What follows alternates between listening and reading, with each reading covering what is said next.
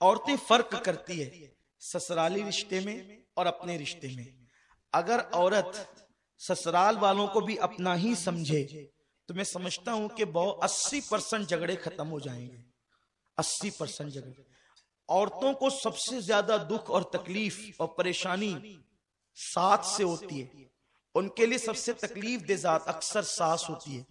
लेकिन अगर औरतें ये समझे कि ये सास अगर न होती तो मेरा शौहर कहां से आता, सास ही के सदके में तो शौहर मिला है, उसी के बेटे का नाम शौहर है ना।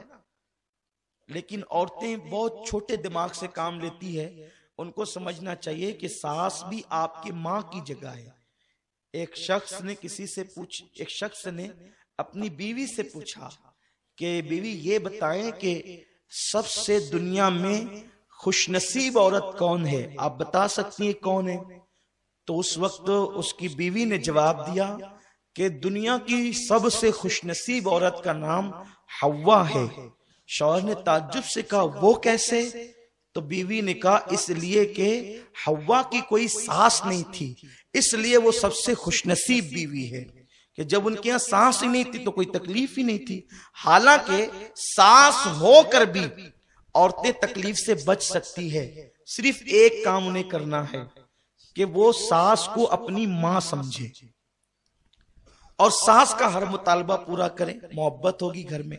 एक किसी को कोई अगर नफरत देता है ना, नफरत के जवाब में अगर हम मोहब्बत दें तो मोहब्बत ही मोहब्बत होगी। बाबा फरीदुद्दीन गंज शकर फरमाते हैं कांटे के मुकाबले में कांटे मत बिछाओ वरना पूरी दुनिया कांटों से भर जाएगी। अगर कोई कांटा बिछाए कोई कांटा हटाए तो फिर कांटे नहीं होंगे। यहां एक बात मुझे याद आती है अपनी गुफ्तगू आगे बढ़ाने से पहले। एक लड़की अपनी सास के जुल्म से तंग आ गई, इसलिए कि अक्सर सास का भी मिजाज होता है कि वो अपनी बहू को बहुत दुख देती है, तकलीफ देती है। लेकिन मैं जो सास यहाँ मौजूद है, जो मेरी बूढ़ी माएं बहनें यहाँ मौजूद है, जो सास बन चुकी है, जो अपनी बहू को तकलीफ देती है, मैं उनसे सिर्फ इतना कहना चाहता हूं कि अगर उस तेरी बहू की जगह तेरी बेटी होती तो क्या तू उसके साथ भी ऐसा ही करती? वो तेरी बेटी ही की जगह तो है। और सुनो मेरे रसूल ने फरमाया कमा तदीन तुदान, कि तुम जैसा करोगे वैसा ही पाओगे। तो तुम अपने घर में अगर बहू पे जुल्म करोगे तो तुम्हारी बेटी पर भी जुल्म होगा, तुम अपनी बीवी पे जुल्म करोगे तो तुम्हारी बहन पर भी जुल्म होगा। अगर सास अपनी बहू को बेटी की तरह प्यार दे तो वहां उसकी बेटी सुकून की जिंदगी गुजारेगी, वहां उसकी बेटी इत्मीनान की जिंदगी गुजारेगी। सुन लो, खुदा दूर नहीं है, खुदा करीब है। इसलिए कोई सास अपनी बहू पे जुल्म न करे। एक लड़की खातून अपनी सास के जुल्म से तंग आ गई। उसका खानदान बड़ा शरीफ था, शरीफ घराने की थी। वो माँ बाप के पास जब भी जाकर सास की शिकायत करती, माँ बाप कहते बेटी निबाह कर लो, बेटी सब्र कर लो, क्योंकि जो सब्र करेगा घर वालों की तकलीफ पर अल्लाह उसे हजरत आसिया के सवाब के बराबर सवाब अता फरमाएगा। बेटी सब्र कर लो। माँ बाप सब्र की तलकीन करते रहे। एक दिन ऐसा हुआ कि उसने सोचा जब मेरे माँ बाप मेरे मसले पे ध्यान नहीं देते तो मैं अपने बाप के दोस्त, जिसको बचपन से चचा चचा कहती थी, वो बहुत बड़े हकीम है, बेहतरीन हकीम है, मैं उनके पास जाऊंगी और उनके पास जा करके मैं अपनी सास की दास्तान सुनाऊंगी। बहुत तवज्जो से सुने और खवातीन भी तवज्जो के साथ सुने। कि उसने सोचा कि मेरे माँ बाप जब मेरा मसला हल नहीं करते तो मेरे वालिद के जो दोस्त हैं वो मेरा मसला हल कर देंगे, और वो बहुत बड़े हकीम है। तो उस वक्त जो है वो अपने बचपन से वालिद के दोस्तों को चचा चचा कहती थी। वो गई और जाने के बाद का चचा जान मेरी सास उस पर जुल्म करती है, गालियां देती है, मेरे शौहर को बहकाती है, वो मुझे मारते हैं। आप एक काम करें, कोई ऐसा खतरनाक जहर दे दें कि जिसकी वजह से मेरी सास मर जाए, ताकि मेरा ये जो कांटा है वो निकल जाए और मेरे घर के मसले हल हो जाए। आजकल की बहुएं भी ऐसा करती है कि सास से तंग आकर वो किसी आमिल के पास, तावीज वाले के पास जाती कि भाई कोई ऐसा काम करो कि मेरी सास का मुंह बंद हो जाए, वो मुझे कुछ न कहे। बल्कि कभी कभी तो ऐसा भी होता है कि हमारे मोहल्ले की औरतें साधु और पंडितों के पास जाती है कि कुछ ऐसा कर दो कि वो बीमार पड़ी रहे, खाट पर पड़ी रहे, कोई कुछ मुझे कुछ ना बोले। जुल्म का अंजाम एक दिन ये होना ही है।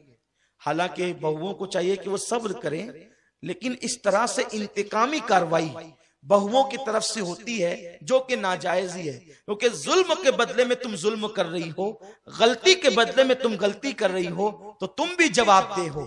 तो वो गई उस हकीम के पास जो उसके बाप का दोस्त था। ऐसा जहर दे दो चचा जान वो मर जाए। वो वाकई हकीम था, वाकई, ऐसे नहीं कि दो चार नुस्खे कहीं से चुरा कर हकीम बन गया था, ऐसा नहीं, वो वाकई हकीम था। उसने कहा बेटी देखो, मैं तुझे 3 महीने की दवा दूंगा, इसलिए कि अगर मैंने तुझे कोई ऐसा जहर दे दिया कि अचानक तेरी सांस मर जाए तो सारा इल्जाम तुझ पर आएगा कि इसी ने मार डाला, तो तेरे लिए बहुत मसले पैदा होंगे। मैं तुझे स्लो पॉइजन यानी ऐसा जहर देता हूं कि जो धीरे धीरे असर करेगा और 3 महीने तक तेरी सांस मर जाएगी। तो इस तरह होगा कि 3 महीने में जब जहर उस पर असर करेगा, मरेगी, तो तेरा नाम भी नहीं आएगा। लेकिन अगर यही खींचातानी रही तो भी तेरा नाम आ सकता है।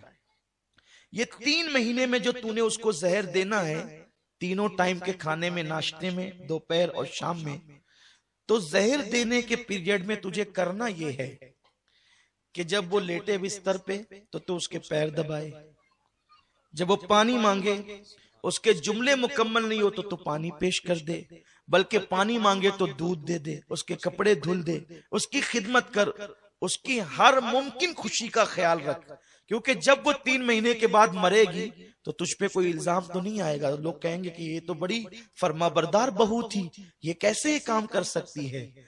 उसने सोचा बहुत अच्छा नुस्खा है, जब मारना ही है 3 महीने के अंदर इसको, तो 3 महीने के लिए इतनी मुसीबत तो मैं उठा सकती हूँ कि रोज रात को पैर दबा सकती हूँ, उसके सर की मालिश कर सकती हूँ, उसे अच्छे अच्छे खाने खिला सकती हूँ। बस 3 महीने की तकलीफ है, हमेशा के लिए फिर अपनी अपनी राहत ही राहत है।